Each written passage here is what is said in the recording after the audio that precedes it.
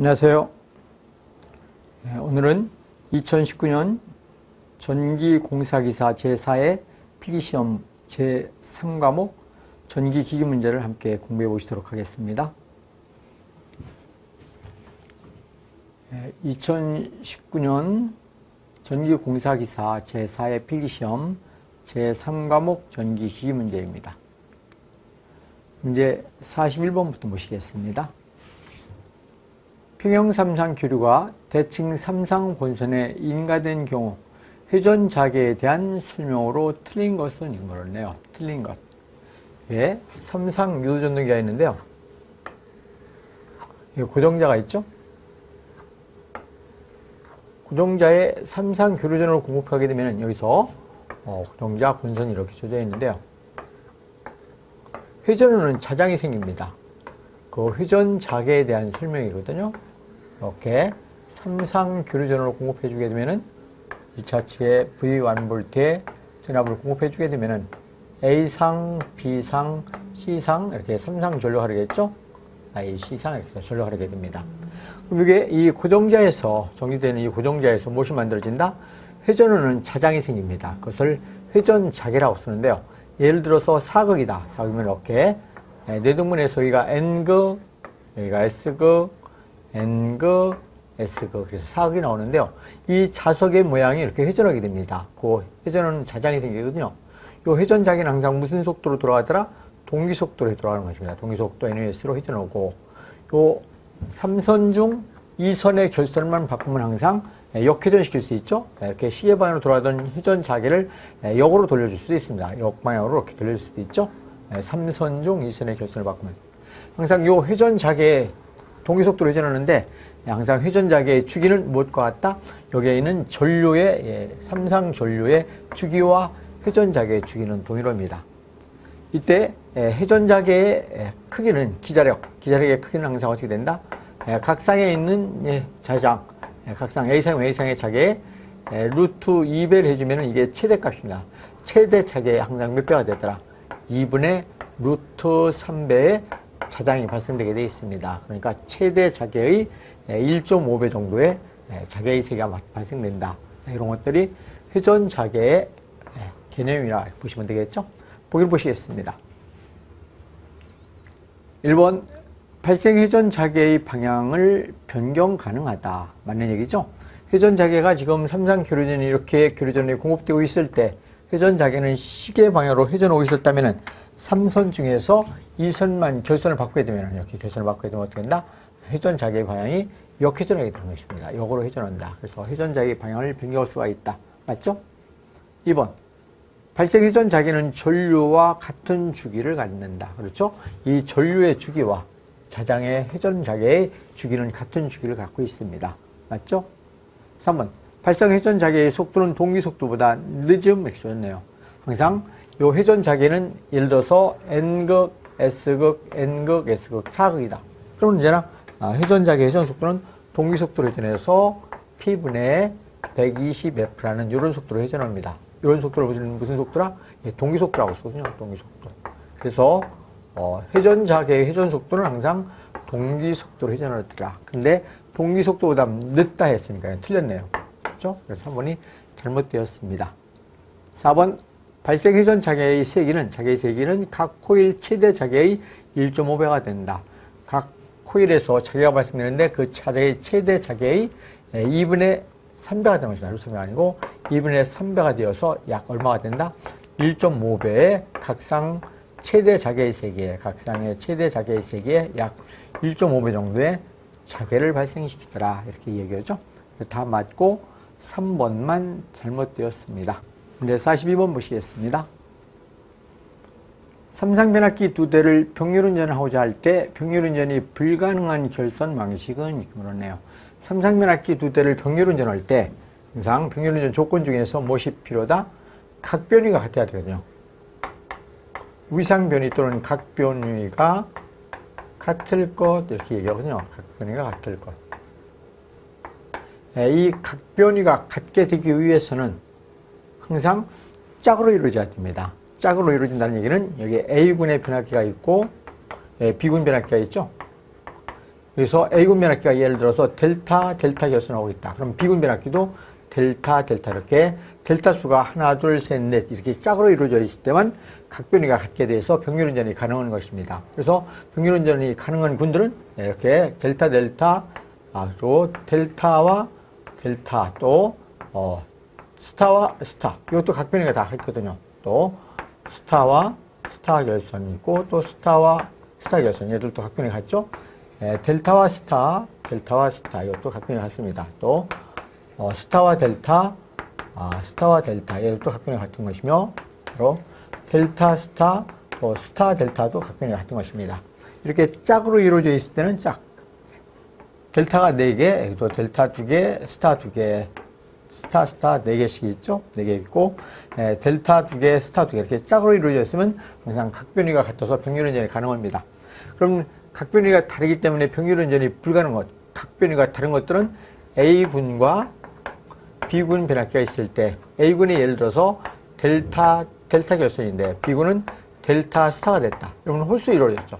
델타가 3개, 스타가 하나 이렇게 홀수 이루어지면은 이 각변이가 얘들은 다르게 됩니다. 얘는 각변이가 제로인데 이 각변이는 마이너스 30도가 되거든요. 각변이가 다르기 때문에 병렬운전이 불가능하죠. 그래서 스타 또는 델타 스타도 각변이가 다르기 때문에 얘들은 병렬운전이 불가능한 군이 되는 것입니다.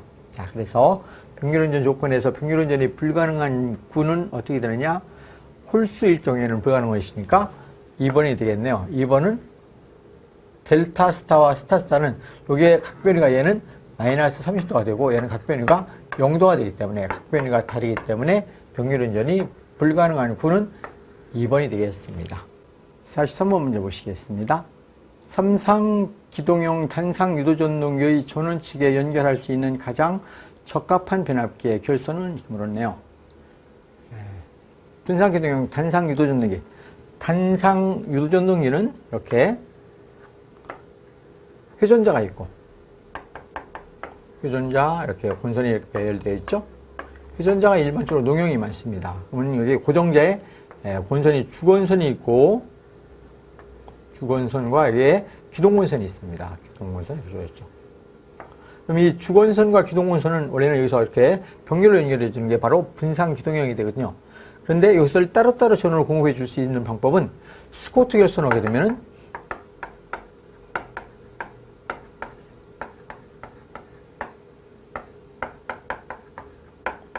스코트 결선을 하게 되면 3상 전원을 공급받아서 2상 전원을 발생시킬 수 있는 게 스코트 결선입니다. 3상 전원을 공급받아서 3상을 무엇으로 바꾸는 것이다? 3상 전원을 2상으로 변환시켜주는 방법이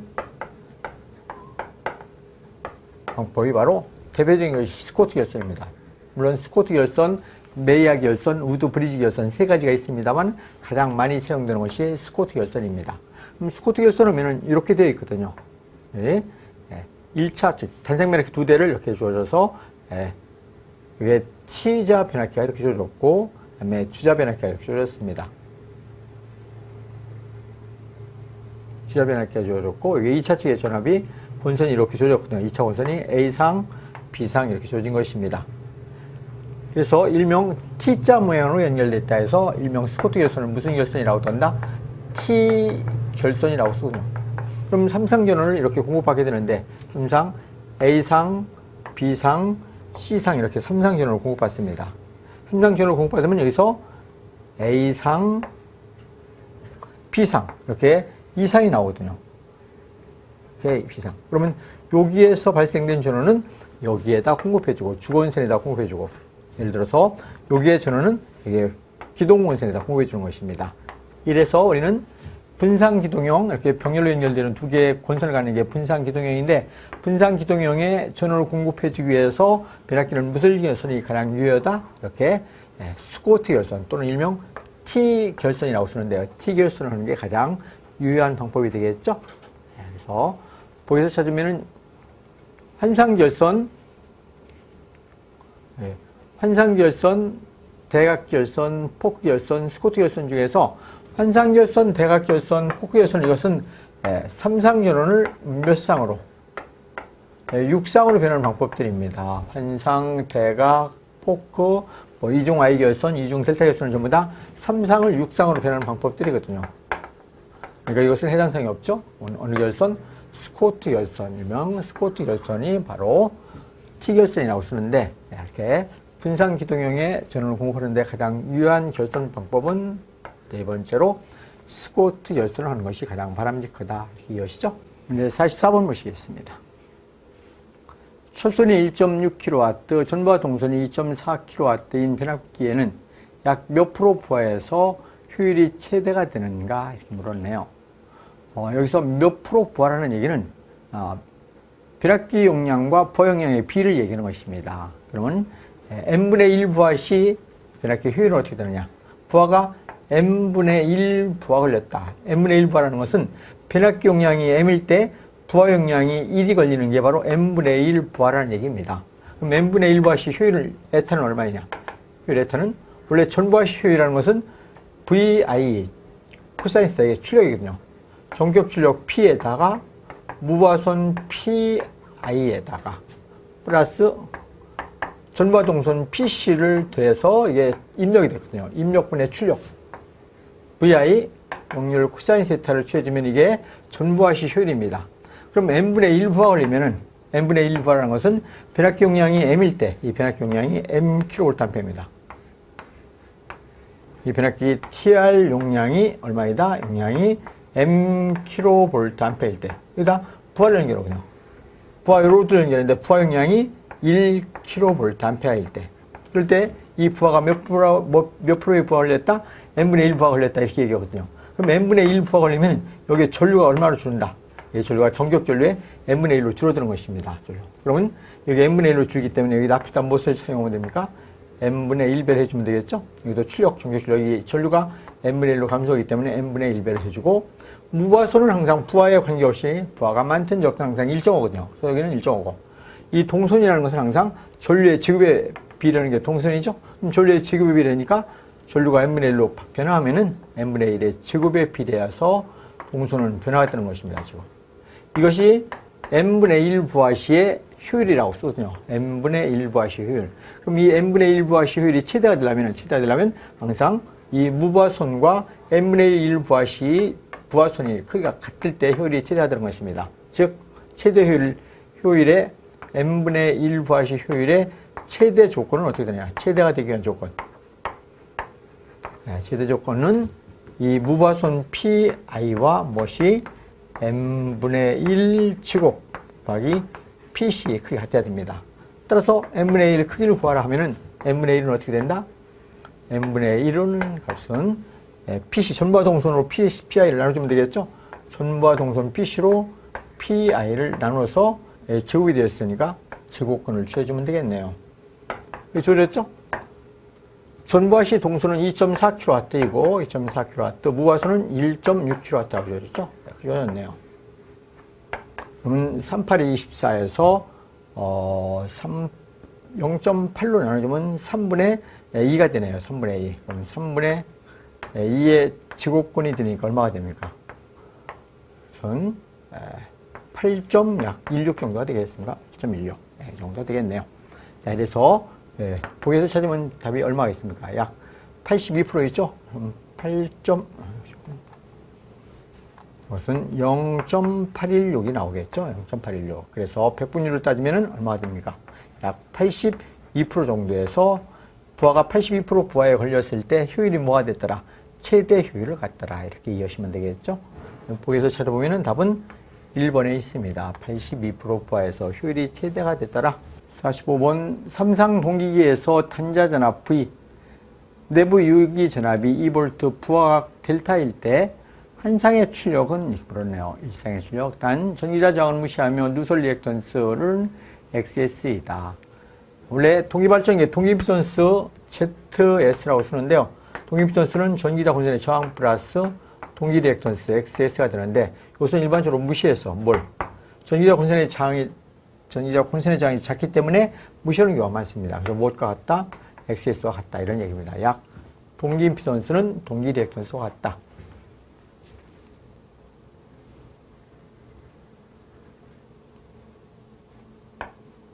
동기발전기는 전부 다 삼상 동기발전기인데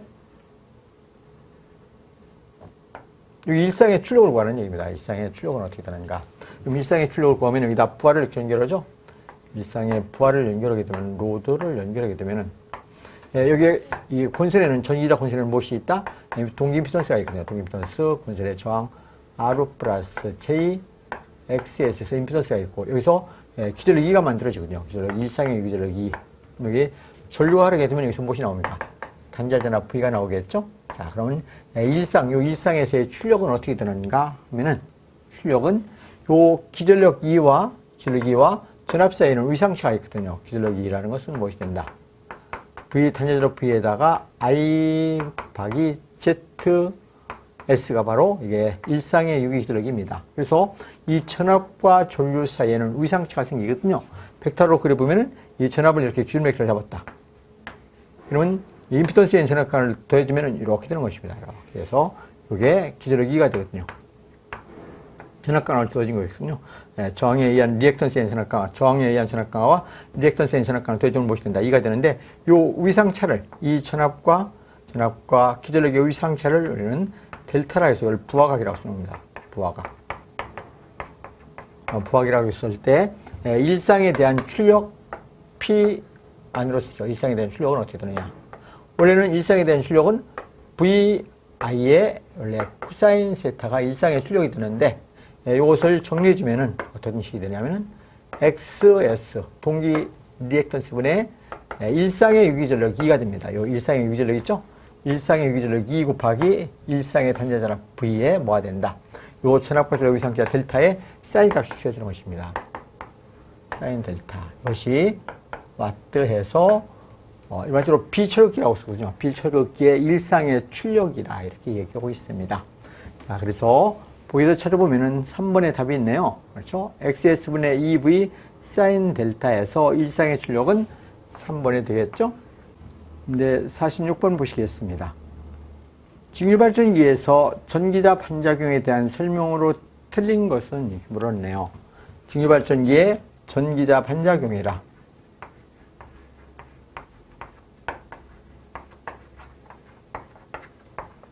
전기자 반작용. 전기자 반작용이라는 것은 전기자 혼선, 부하가 연결되면은 전기자 혼선에 전류가 흐르거든요. 그 전기자 전류의 자속이 계자 자속의 분포에 영향을 미치는 현상을 전기자 반작용이라 이렇게 얘기했습니다. 그럼 거기서 영향은 어떤 영향이 있느냐? 영향을 미치는데 반작용의 영향.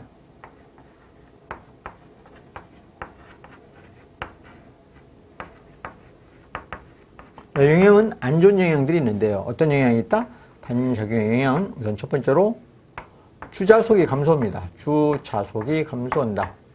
주자속은 파이를 얘기하거든요. 파이. 계자에서 만들어진 자속, 주자속 파이가 감소하죠. 주자속 감소한다. 주자속이 감소하게 되면은 발전기일 경우에는 무엇이? 기전력 2가 감소합니다. 2가 감소하고 전동기일 때는 이 자속 파이가 감소하면 속도가 빨라집니다. 회전 속도 N가 상승하고 N은 상승, 그리고 토크는 감소합니다. 토크 타우는 자속에 비례하기 때문에 감소하는 현상이 나옵니다.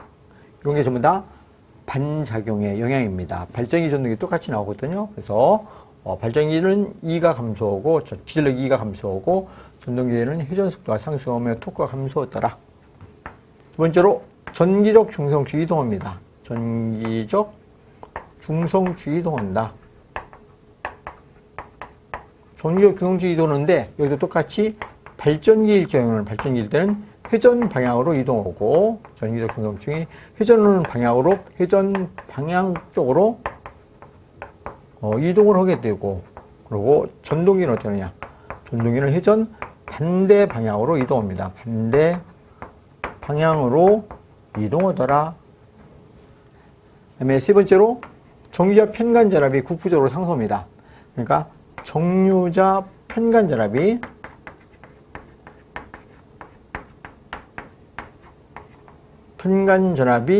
국부적으로 높아집니다. 국부적으로 상승하게 되거든요.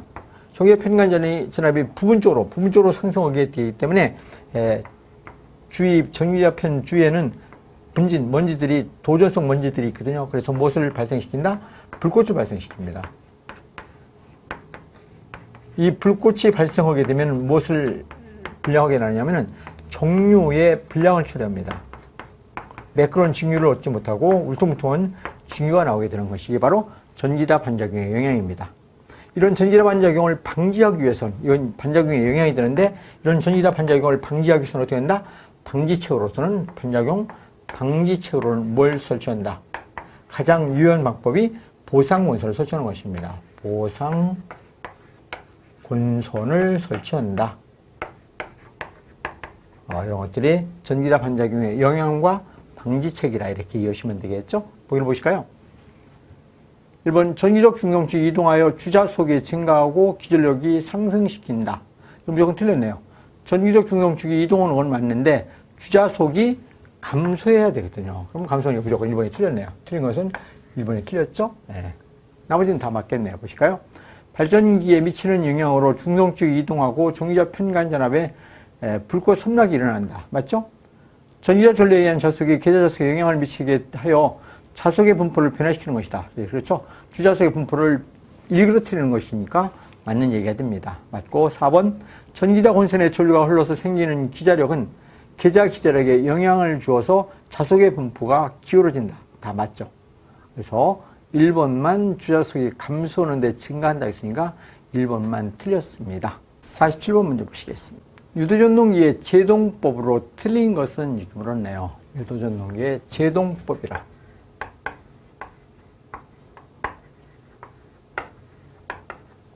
제동법은 전원을 제거했을 때 관성에 의해서 계속 회전하거든요. 그 회전하는 것을 빠른 시간 내로 정지시키기 위한 것이 바로 제동법입니다. 그럼 제동법에는 일반적으로 전기적 제동과